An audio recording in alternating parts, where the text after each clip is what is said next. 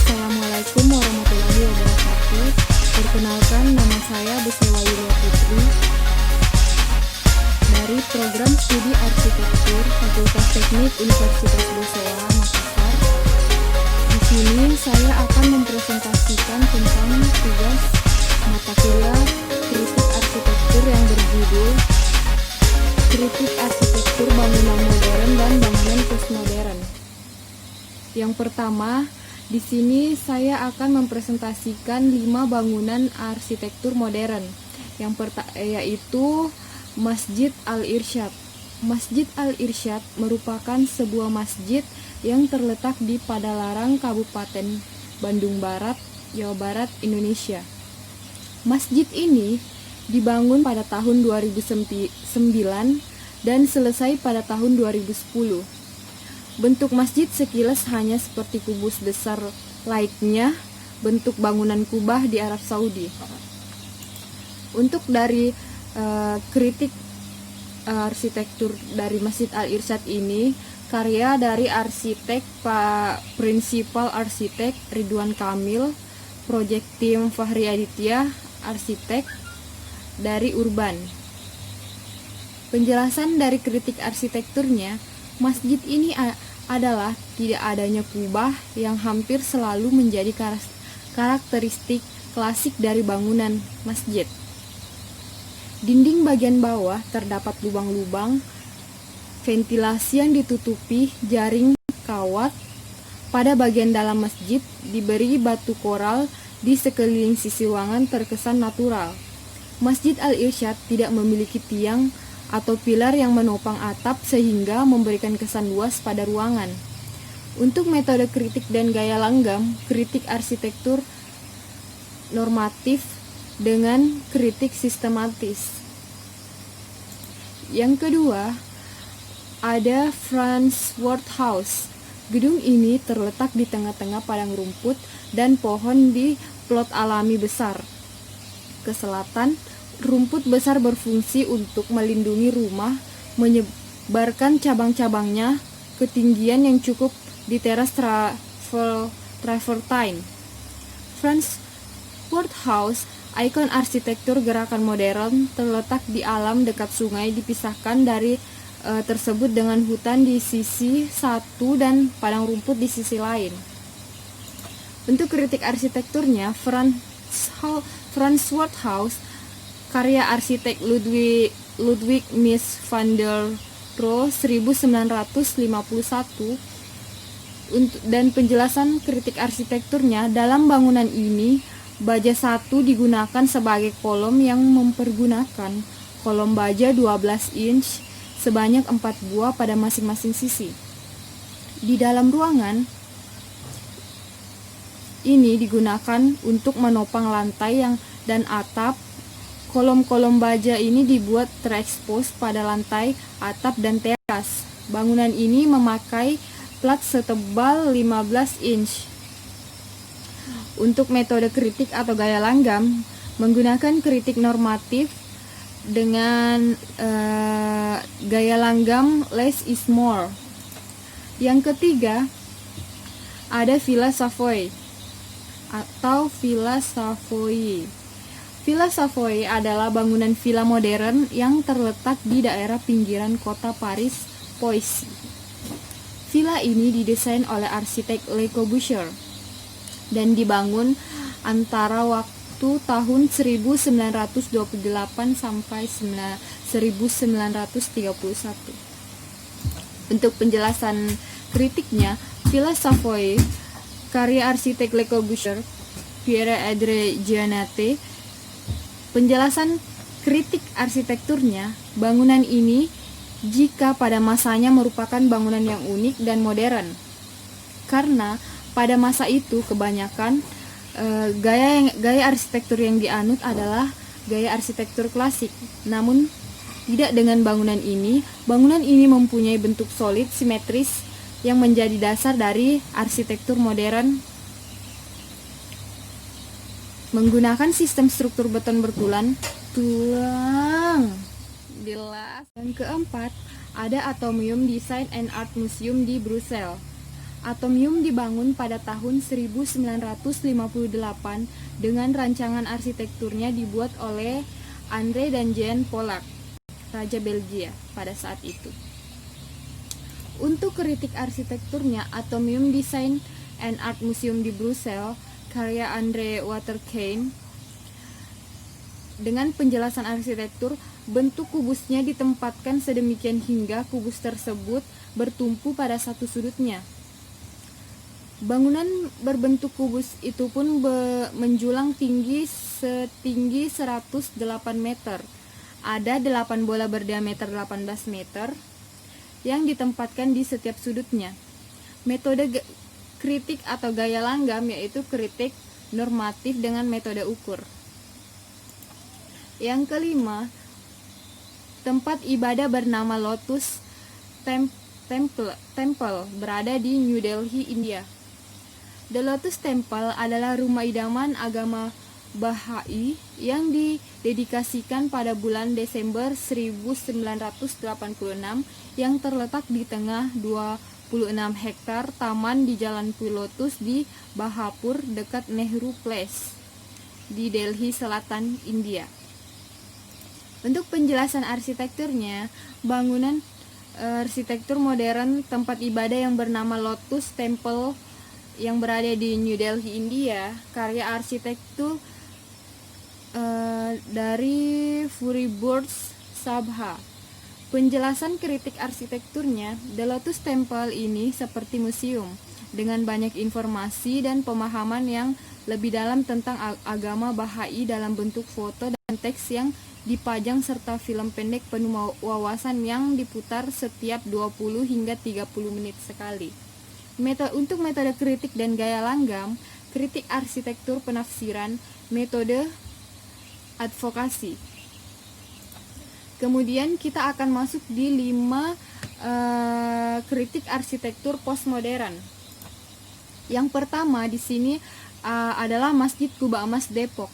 Menurut skripsi karya Mirza Saprani, Fakultas Teknik Universitas Indonesia 2008, Masjid Kuba Emas di Depok adalah fenomena reproduksi masjid kawasan Timur Tengah dalam konteks Indonesia.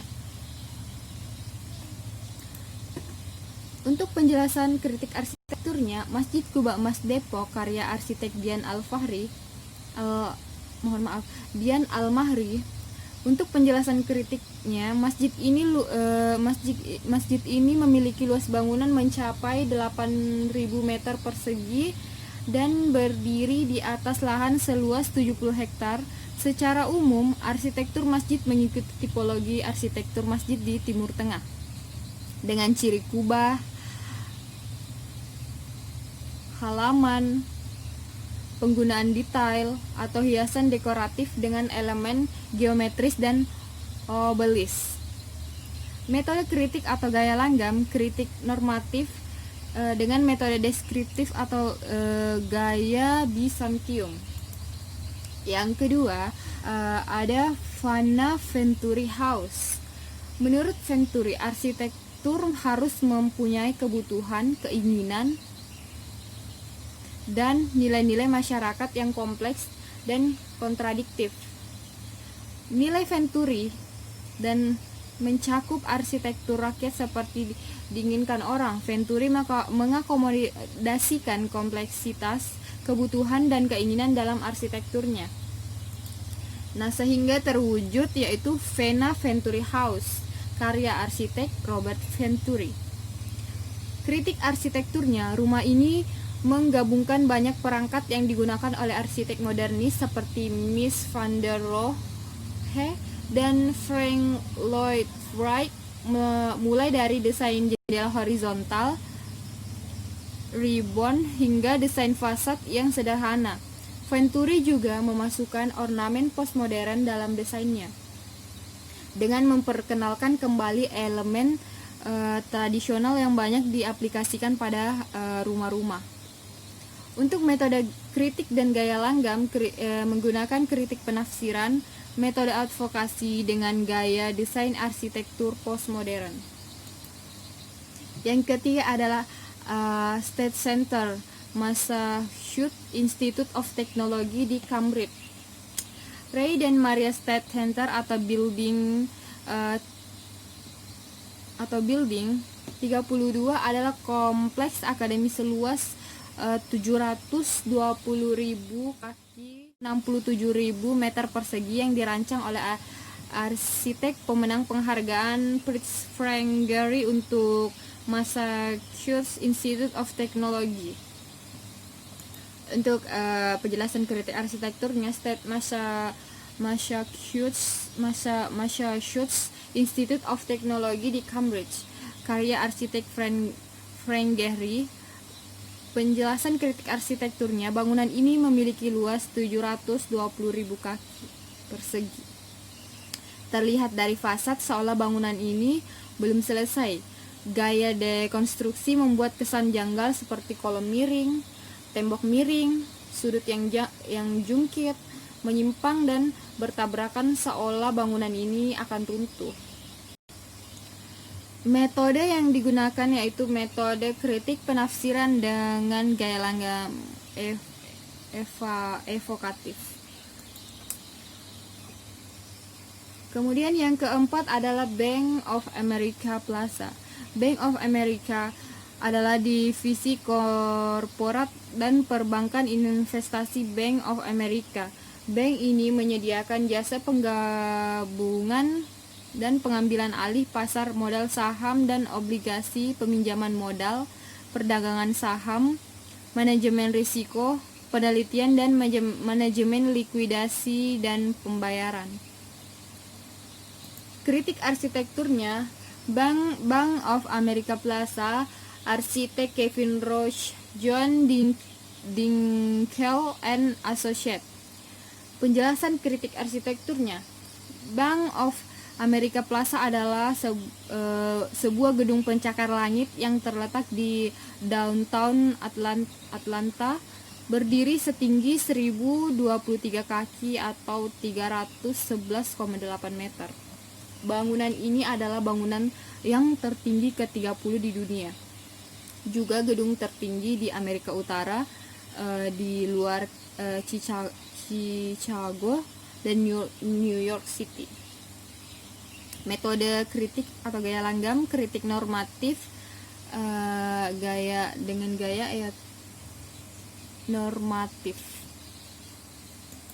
Yang terakhir di sini adalah San Francisco Museum of Modern Art.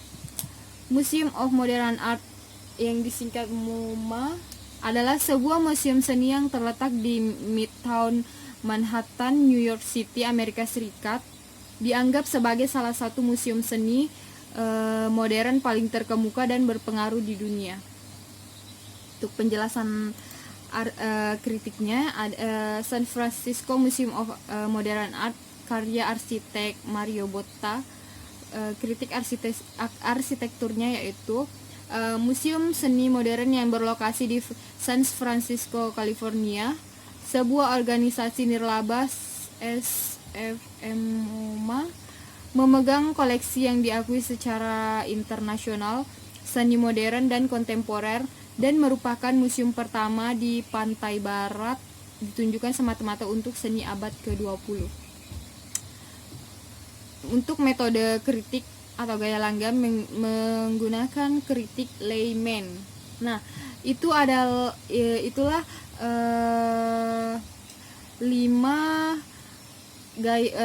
kritik arsitektur bangunan modern, gaya arsitektur modern, dan 5 bangunan arsitektur postmodern. Untuk perbedaan arsitektur modern dan postmodern. Untuk arsitektur modern, yang pertama adalah Masjid Al-Irsyad, dan arsitektur postmodernnya yaitu Masjid Kuba Emas Depok. Perbedaan mendasarnya yaitu untuk arsitektur modern suatu gaya internasional atau tanpa gaya, sedangkan postmodern gaya dengan 2 makna. Yang kedua itu adalah Franz Worth dengan Robert Venturi. Franz Worth ini sederhana dan Robert Venturi ini rumit.